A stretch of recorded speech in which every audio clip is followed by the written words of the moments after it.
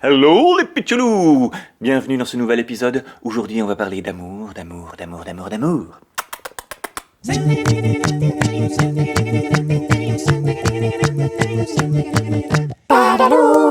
Petit rappel avant de commencer, n'oubliez pas de vous abonner à la chaîne et surtout cliquez bien sur la petite cloche qui est là pour recevoir des notifications dès qu'un nouvel épisode est en ligne. Voilà, l'autre jour j'ai demandé à mon loulou s'il avait des amoureuses à l'école et il m'a regardé, il a ouvert grand ses yeux et il m'a dit ah, l'amour. Alors aujourd'hui, je n'ai pas envie de vous embêter avec des dinoutous ni des petits tutos, mais je vais vous raconter une histoire d'amour. Je ne sais pas si vous êtes comme moi, mais moi, j'aime beaucoup me promener dans les bois. Et du côté de chez moi, il y a un petit bois qui s'appelle le Petit Bois de Saint-Cucufa. Et dans ce petit bois, il y a une petite chanson. Dans le bois de Saint-Cucufa, il n'y a pas que des cèpes, il n'y a pas que des cèpes. Dans le bois de Saint-Cucufa, il y a des violettes, il y a des violettes. Il était une fois un arbre qui était tombé amoureux d'un oiseau. C'était une colombe blanche à grande huppe qui chaque année venait de ces terres lointaines de la Grande Afrique. Et chaque année, quand elle arrivait dans ce petit bois, elle était tellement belle, elle était tellement jolie que le petit bois tout entier devenait muet d'admiration. Et chaque année, c'était ce petit arbre-là qu'elle choisissait pour poser ses plumes, pour reposer ses ailes. Et chaque année, quand elle se posait sur ses branches, le petit arbre, ça le faisait frissonner de bonheur. Il était heureux. Mais chaque année, quand elle repartait vers ces terres lointaines de la Grande Afrique, ça lui faisait tellement mal dans le cœur que toutes les beautés du reste de l'année, il ne les voyait pas. Les couleurs flamboyantes de l'automne, il ne les voyait pas.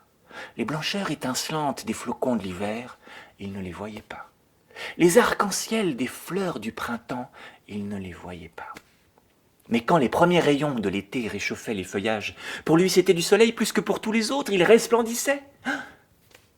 Or, un jour qu'elle devait à nouveau repartir, il lui a dit « Non, non, je t'en prie, reste avec moi, reste un peu, reste longtemps, reste toujours. » Alors elle l'a regardé, elle a souri, elle lui a répondu « Mais toi, viens, viens avec moi.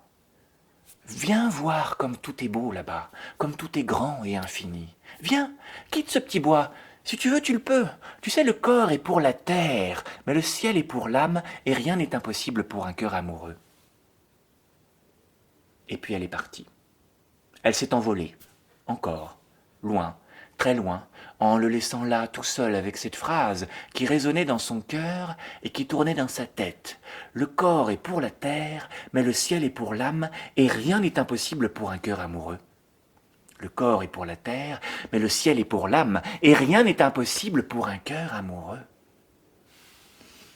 Cette phrase, elle lui a tellement tourné dans le cœur qu'elle a fini par lui monter à la tête. Mais oui, c'est ça, je vais apprendre à voler, ça ne doit pas être bien compliqué. Alors il a appelé auprès de lui tous les oiseaux du bois, et tous sont venus. Il leur a dit « Mes amis, si je vous ai réunis aujourd'hui, c'est pour avoir vos principales théories sur le vol, vos conseils pour apprendre à m'envoler comme vous. » Éclat de rire général, ricanement et moquerie sous cape, un arbre qui vole. Et puis quoi encore? Il faudrait quand même pas faire comme croire que... Ah non mais ça veut dire quoi? Il y en a des qui exagèrent quand même, hein? Au moins, hein? Bon, non, mais bon, des fois. La bécasse s'est approchée et lui a soufflé que tout cela n'était pas bien sérieux. « Écoute, mon petit bonhomme, je ne voudrais pas te décevoir, mais bon, regarde-toi, tu es un arbre plein, nous sommes les oiseaux, cui, et il faudrait quand même pas tout mélanger. Ta condition d'arbre, c'est d'être là, plein, et nous, d'être là, cui. Et finalement, c'est très bien ainsi, chacun chez soi.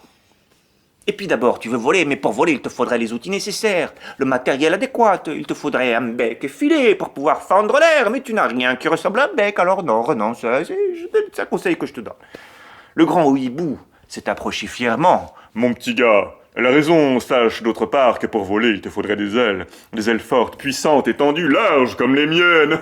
Enfin bref, tu n'en as pas, c'est tout, alors abandonne. » L'hirondelle tournoyait dans ses branches. Elle était là en sifflant, elle a dit « Mon petit monsieur, mais pour voler, voyons, ce n'est pas pour dire, mais il te faudrait des plumes, des toutes petites plumes, des jolies plumes, toutes collées, touffues les unes contre les autres, et oui, des quantités de petites plumes, un nuage de plumes, un tapis de plumes pour glisser dans l'air, planer, oh.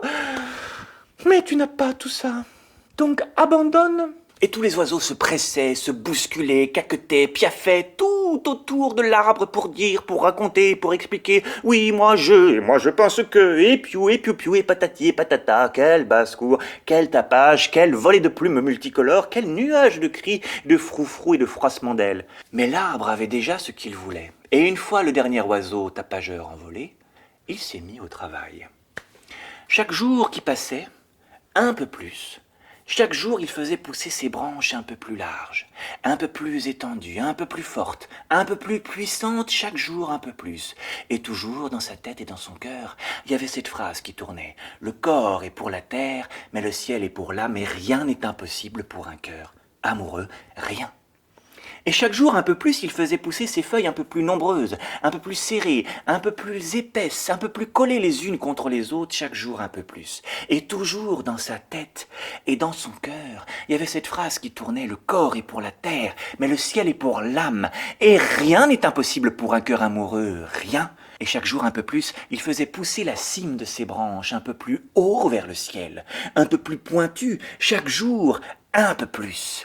Et toujours, toujours dans sa tête et dans son cœur, il y avait cette phrase. Le corps est pour la terre, mais le ciel est pour l'âme, et rien n'est impossible pour un cœur amoureux, rien. Et un jour, il s'est senti prêt. Le soir même, il a fait venir tous les vents, toutes les brises, tous les moindres petits souffles de l'air, et l'histoire ne dit pas ce qu'ils se sont racontés. Mais le lendemain matin, la nouvelle avait fait 100 fois le tour, partout dans le petit bois, et tout le monde était là. Tous les oiseaux du jour, tous les oiseaux de la nuit, tous les petits animaux, tous les insectes, tout le monde là, curieux de voir cet arbre se ridiculiser devant tout le monde. Un arbre qui vole! Oh, oh, oh, oh. Et pourtant l'arbre ne semblait pas ridicule. Il dégageait une telle force, une telle puissance, une telle grandeur. Mes amis, merci à tous d'être venus. Voilà, je vais partir. Je m'en vais là-bas, la rejoindre, tout là-bas vers les terres lointaines de la Grande Afrique. Et peut-être qu'un jour je reviendrai. Et l'arbre, tout doucement, a bougé ses branches, un petit peu, un tout petit peu. Dans l'assemblée, les commentaires allaient bon train, les chuchotements serpentaient alentour. Je suis sûr qu'il y a un truc. C'est sûrement le vent. Oui, c'est le vent. On les a vus hier soir, hein. Ils complotaient. Un arbre qui vole, voyons, nous cuicui, mais lui plein. Alors l'arbre a commencé à bouger ses branches, un peu plus, toujours un peu plus. Et puis là, les murmures se sont tus, tous les uns après les autres, parce que tous se demandaient si l'arbre bougeait ses branches, ou bien si les branches étaient devenues des ailes. L'arbre faisait vibrer ses branches, ses ailes de feuillage et de bois, tant et si bien qu'on a entendu comme une sorte de craquement, un déchirement sourd, un arrachement sonore, et l'arbre s'est soulevé dans l'air. 1 mètre, 2 mètres, 5 mètres, 10 mètres, et la forêt est restée muette, stupéfaite devant cet arbre qui, sous leurs yeux, s'envolait. L'arbre lui-même ne revenait pas. Wouhou, les copains, ça y est, je vole. Waouh, oh, c'est vrai que c'est merveilleux d'être là-haut. C'est planant, je vole. Mais soudain, il a senti quelque chose de glacé, de terriblement froid le traverser de part en part, quelque chose de froid, quelque chose de douloureux, il ne comprenait pas. Alors il a regardé tout en bas, là, tout en bas, et il a vu dans le sol le trou béant de ses racines, le trou désormais vide où il était l'instant d'avant. Et là, il a compris. Il a compris que ce qu'il venait de quitter, c'était cette terre qui le faisait vivre. Alors il a réalisé en un éclair que vouloir quitter cette terre, c'était vouloir quitter la vie. Il a compris qu'il allait mourir plus tôt que prévu. Et l'arbre qui avait volé, est tombé mort, sec et froid dans la clairière. Les animaux se sont regroupés en silence autour de ce qui restait de ce rêve. Et puis chacun est rentré chez lui. Et vous voyez, l'histoire pourrait s'arrêter là. Mais l'histoire raconte que l'oiseau, la colombe blanche, a appris la nouvelle, tout là-bas, dans ces terres lointaines de la Grande Afrique. Et cela lui a fait si mal de savoir, de comprendre, d'entendre cette nouvelle qu'elle a décidé de quitter elle aussi la vie. Un chasseur qui passait par là, une flèche décochée dans l'air, elle s'est mise devant, la flèche l'a traversée en plein cœur. Elle est tombée morte devant le chasseur.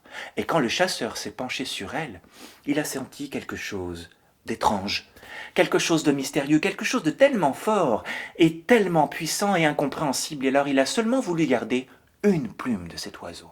Il a choisi la plus belle, il l'a prise délicatement et il l'a emportée avec lui.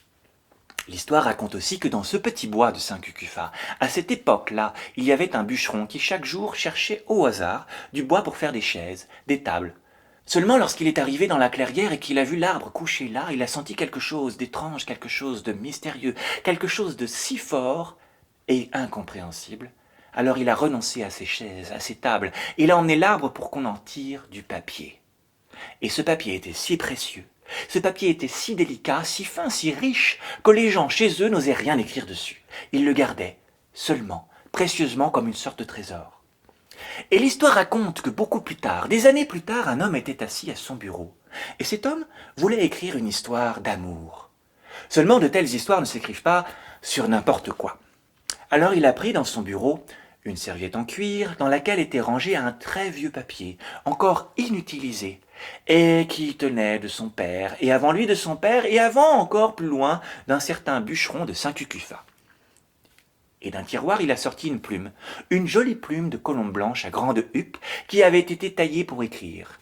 Il la tenait de son oncle, qui avant lui la tenait de son oncle, et avant encore d'un chasseur en Afrique. Il a posé le papier devant lui, il a plongé délicatement la plume dans l'encre, et il s'est mis à commencer son histoire. Il était une fois un arbre qui était tombé amoureux d'un oiseau. Dans les bois de Saint-Cucufa, il n'y a pas que des cèpes, il n'y a pas que des cèpes. Dans les bois de Saint-Cucufa, il y a des violettes, il y a des violettes. Pour votre défi cette semaine, soyez amoureux. C'est tout ce que je vous propose. Soyez amoureux et dites-le, écrivez-le, chantez-le, dessinez-le, inventez-le. Vous pouvez bien sûr partager vos créations, vous pouvez bien sûr partager vos émotions, vous pouvez bien sûr partager vos réactions et vos questions en écrivant à l'adresse suivante sylvain@dadalou.fr. Mais n'oubliez pas surtout de vous abonner à la chaîne et de cliquer sur la petite cloche qui est là pour recevoir des notifications dès qu'un nouvel épisode est en ligne. Je vous souhaite à tous beaucoup d'amour. Partagez, aimez-vous, soyez amoureux de tout. Je vous dis à la semaine prochaine et d'ici là, soyez curieux. Ciao!